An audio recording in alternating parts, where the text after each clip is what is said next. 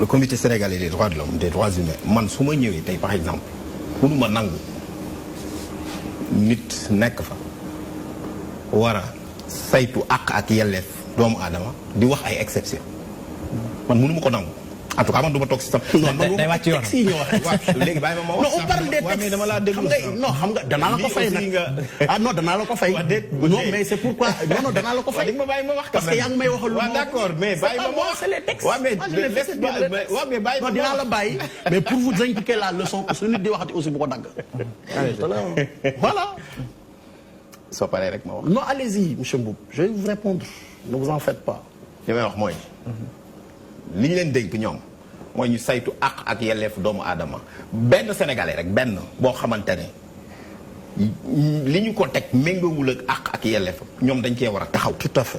mais moom li muy gis nii lu muy wax moom ça arrange beaucoup plus le parquet. non mais bàyyi ma c'est les textes qui le disent. bàyyi ma ma yeggale rek. yow li ngay wax lépp wax loolu. waaw mais bàyyi ma wax rek. ñun ay textes la ñuy wax.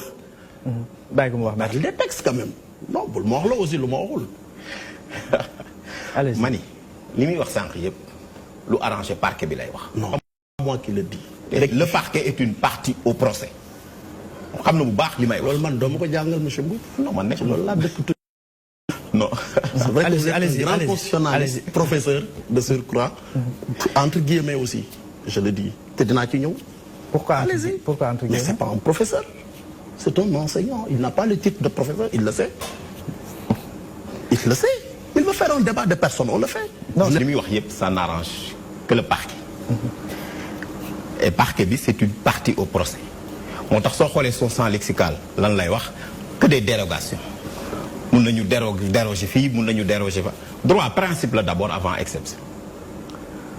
mais munoo ñëw jël exception bugg ko teg ci kaw principe. kooku ku koy wax rek bakkanam la topp. day nës fenn. vous êtes moom mooy fay bu baax macha allah. soxlawuma leneen wutuma leneen. mais li ma yàlla dénk ma koy taataan mooy lan xam-xam boobu du ma ci jéggi dara moom wax bi muy wax waxu far la lu tax ma ñëw ci moom tey structure bi mu jiite tey dem nañu Genève ak ñeneen ak ñeneen ak ñeneen ñoo xam ni Sénégal dafa am lu ñu ko wax ñu war ko def te soo xoolee Sénégal day nësaxal li ñu ko wax mu def ko moom day wax fii Sénégal parfois moom li mu lay wax léegi Sénégal parfois day def rapport yuy dem te Sénégal suñ ko waxee danaan damay def lii damay def la li mu lay wax Cour de justice de la CEDEAO day citer les autres dans sa jurisprudence day citer la Cour interaméricaine day citer la Cour de justice de l'Union européenne moom bu dee avocat nag ne loolu moom gëmu ko peut-être que xamul fu droit comparé yam. ah bon ma wax ne gëmu ko. beneen bi ci topp mooy li muy wax ci texte yi ne man damay def procès bi man defuma procès texte yi beneen bi muy def nag naan entre avocat ak enseignant man du ma def boobu distinction parce que moi je respecte trop les avocats. mais en tout cas xam naa ne la liberté des enseignants chercheurs est un principe à valeur constitutionnelle et cette liberté n'est pas au service des enseignants elle est au service de la science et du peuple mooy lan man waxuma ak sama bakkan waxuma ak pour far mais moom li ñu ko dénk dañu ko ni bépp sénégalais fu mu mënti ne. am ay jafe-jafe fu mu Sénégal da nga ko war a ñëw taxaw mais moom taxawaay bi muy taxaw nii du cëram parce que boo xoolee moom lu arrangé nguur gi lay wax te saa yuy wax noonu lay waxee te man daf may jaaxal moo tax Sénégal il faut que nit ñi taxaw sur des principes gis nga les gouvernants passent les institutions demeurent. beneen bi ci topp nag ma ñëw ci rapport Cour des comptes ak corps de contrôle dafay wund li ma wax gis nga système au Sénégal le problème de l'indépendance de la justice c'est le parquet. Parce que le parquet n'est pas libre, parce que le parquet est adossé et subordonné à l'exécutif. Qui waaw président de la République la ñuy wéyee. Cour des comptes Mansour lu administration de bokkul ak IGE. IGE c'est la plus haute administration.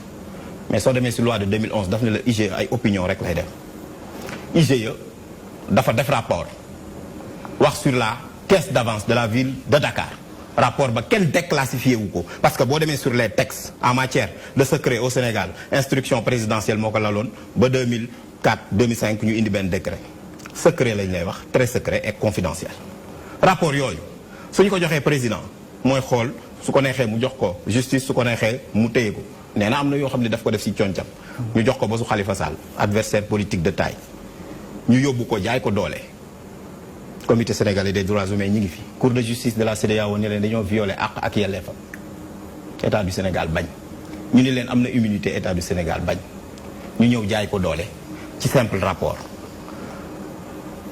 ñu ci jóge ci loolu mu am un rapport sur Prodac ma ngay nelaw OFNAC def rapport plus de 15 rapports ma ngay nelaw cour des comptes juridiction la Mansour boo demee ci article 6 bu constitution comme ñoom nee na ñun ay théoriciens lañ mais damay jàpp ni constitution bi moo tënk ñëpp bés boo ko tegee nee rek ça veut dire que dafa go droit parce que en réalité mooy fournir tête de chapitre yëpp bi ñu ñëwee lu xew président de la république ci boppam moo sofantal liggéey cour des comptes lan la wax damay wut commission beneen ministre génn ni c'est de simple rapport cour des comptes pouvoir public constitutionnel la parmi les institutions de la république dañ ko cité ñoom ñi ngi wax ne dañuy respecter l'institution présidentielle alors que ñii wax dañuy respecter ñoom respecter wuñu les autres institutions loolu yoon la dans une démocratie. Ça c'est paradoxal.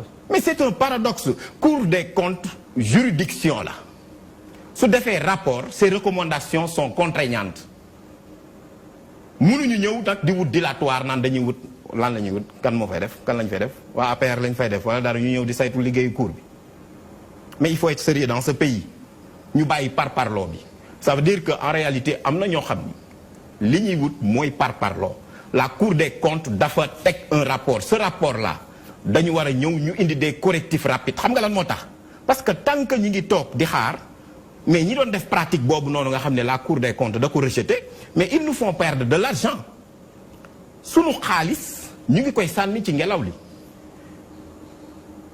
tey su fekkee di président de la république tey le rapport de l'OFNAC am na tey ministre yu ñu ciy cité mais gis nga fa mu yegg plainte la ñu joxe ma jox la beneen exemple ministre bi def plainte moom kenn mënu koo topp moom xam na li may wax parce que boo ko bëggee topp ci kanamu procureur dafay arrêté wu parce que immunité la dafa la naan il faut me demander autorisation président de la république pourtant loi OFNAC daf ne la OFNAC c'est une autorité administrative indépendante rattachée à la présidence ministre bi moom it amatul premier ministre directement ci président la jokko waa léegi moom mu ne day topp ancienne présidente de l'OFNAC alors que la loi sur l'OFNAC daf leen les membres de l'OFNAC lu ñu mënti wax ci li ñuy def ak seen liggéey ils jouissent d'une immunité kon kan mooy topp kenn ministre bi kon su fekkee dafa dem di topp présidente de l'OFNAC kon président de la république mais ñu ngi ko ciy seetaan beneen bi si topp nag am na loo xam ne mi ngi fii bëgg sax mooy Macky Sall bi mu ñëwee au pouvoir ba tey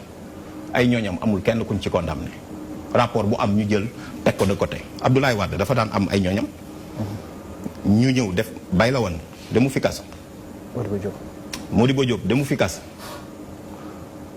mais mën nga ñëw ni moo tax justice Sénégal dafa tumuranke opposition sénégalaise booy ko wutewul conseil constitutionnel de 2012 à maintenant lépp loo yóbbu conseil constitutionnel mu ni la c'est conforme à la constitution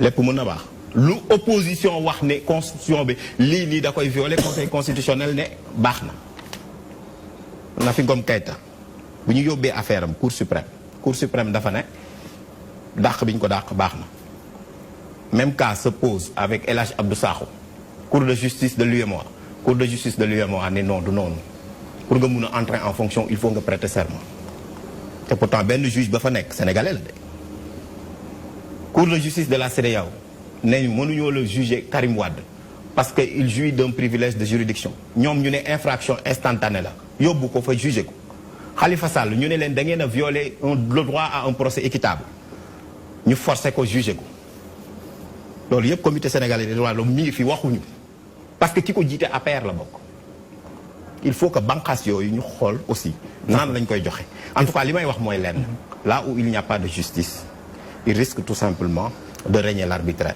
te su amee arbitraire par parloo soo deful ndànk dëkk boobu noonu mi ngi courir ay risques